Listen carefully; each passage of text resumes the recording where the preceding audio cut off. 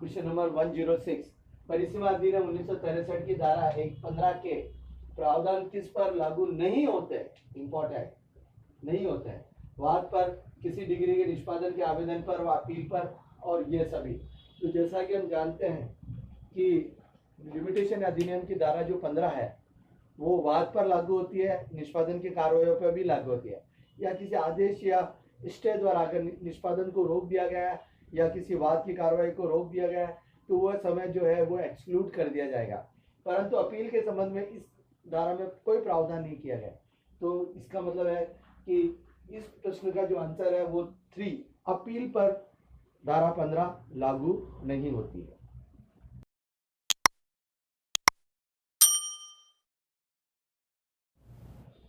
Question number 107 परिसीमा अधिनियम 1963 की धारा 14 के अंतर्गत बिना अधिकारिता वाले न्यायालय सद्भावना पूर्वक की गई कार्रवाई में लगे समय का अपवर्जन होता है। इस धारा में कौन सी अधिकारिता का आशय है? तो जैसा कि हम जानते हैं कि लिमिटेशन एक्ट की जो धारा 14 है वो अधिकारिता के संबंध में सद्भावना पूर्वक किए गए कार्यों में लगे समय को अपवर्जित करती है। तो जो अधिकारिता है वो सभी प्रकार की अधिकारिता इसके अंतर्गत सम्मिलित है। आर्थिक अधिकारिता भी सम्मिलित है, प्रादेशिक भी सम्मिलित है, विषय वस्तु संबंधी भी सम्मिलित है और ये सभी। तो हमारा ऑप्शन हो जाएगा ये संबंधी।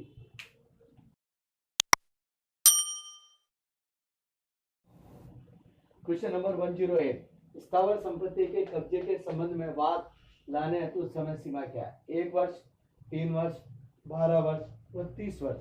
तो जैसा कि हम जानते हैं कि स्थावर संपत्ति के कब्जे के संबंध में वाद लाने की जो परिसीमा है वो धारा यानी कि 12 वर्ष दी गई है।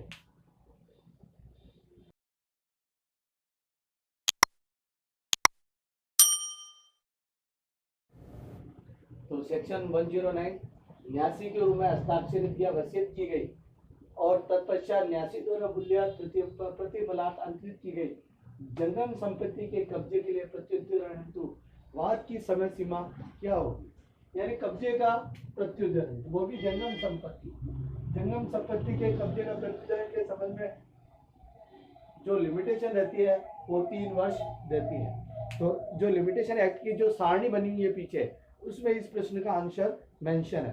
तो जो हमारा आंसर हो जाएगा ऑप्शन नंबर 3। ऑप्शन नंबर 1 3 वर्ष।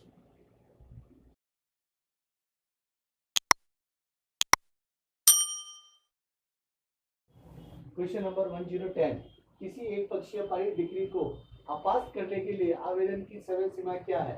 15 दिन, 30 दिन, 60 दिन या 90 दिन। तो जैसा कि हम जानते हैं जब एक एक्स पार्टी डिग्री पारित की जाती है तो उसको अपास करने के लिए जो समय सीमा अवधि या लिमिटेशन होती है वो 30 दिन होती है। और एक्स पार्टी जो डिग्री है ऑर्डर 9 रूल 9 में यह अदम पैरवी, अदम हाजिरी में अपास की जा सकती है या अन्य मामलों में जब प्रतिवादी हाजिर ना हो तब प्रदान की जाती है। तो उसको अपास करने के लिए मतलब बाई पार्टी करने के लिए जो आवेदन है उसी न्यायालय में किया जाता है और उसके संबंध में जो प्रावधान है 9 में ऑर्डर 9 रूल 9 सीपीसी में किया हुआ है। तो इसकी जो लिमिटेशन है वो एक ऑप्शन नंबर 2 30 दिन होगी।